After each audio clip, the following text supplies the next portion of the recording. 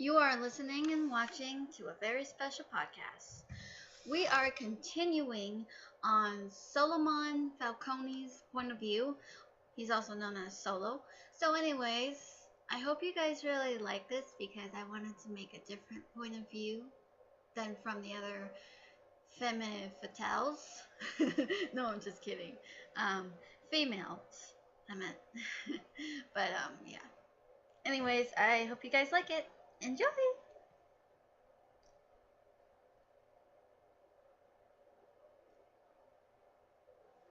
Solomon was feeling pretty better than he was before. However, he had some sort of question on his mind, something that Lexus said earlier when they first met. Solo approached Lexus and asked him, out of curiosity, how did you know where Natsu was? He said, oh, you know those soldiers? The ones in black? The ones from Nevermore? Yeah, said Solo. Well, Gramps and I were hiding, and we saw them pass by, and we could hear some of them saying that how a flaming, pink-haired young man was heading towards here, and I knew that was Natsu. You overheard them? Yeah, I guess so. Ugh. Man, I knew I would find him here. Yeah, you guessed it correctly, said Solo, looking a bit depressed. What's the matter? Nothing. Well, it's just, doesn't it feel hard to just let go of the past sometimes, even when it's pretty traumatizing? Solo questioned. Well, there's a lot of things you gotta let go, but yeah, sometimes it can be pretty painful. Lexa said. He knew where Solo was going with this.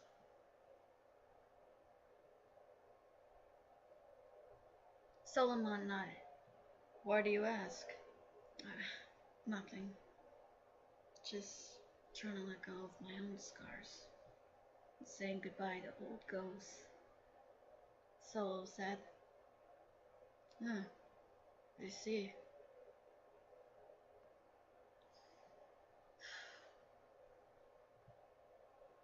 Also, besides my brother, I never got the chance to say goodbye to the love of my life. You mean you used to have someone that you cared about? Lexus asked. Well, she and I loved her, but I couldn't let her find out about what he was doing. Sorry, it's complicated, Solo said. It's okay. I don't need to know anyway. You don't have to talk about it if you don't want to. Thanks. Solomon went away. However, Lexus watched him go.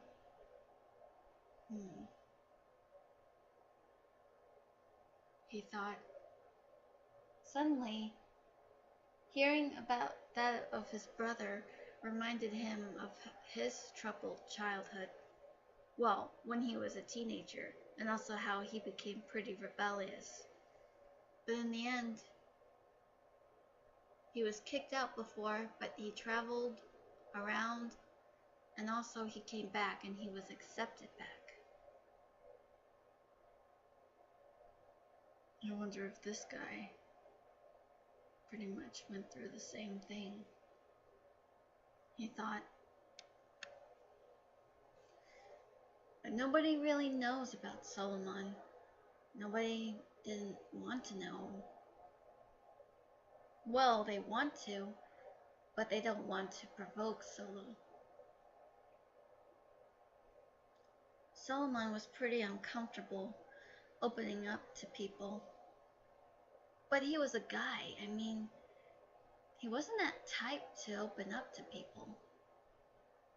But then again, he wasn't really the emotional type. Heck, some guys weren't really all that emotional. Maybe some were, but not every guy.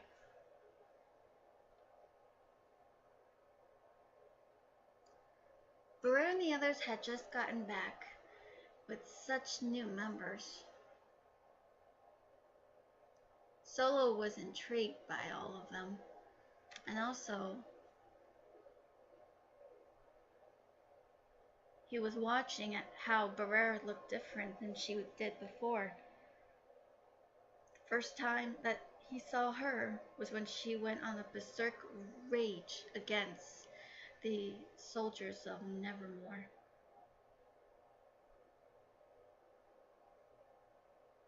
But it was all because of that one child that was killed.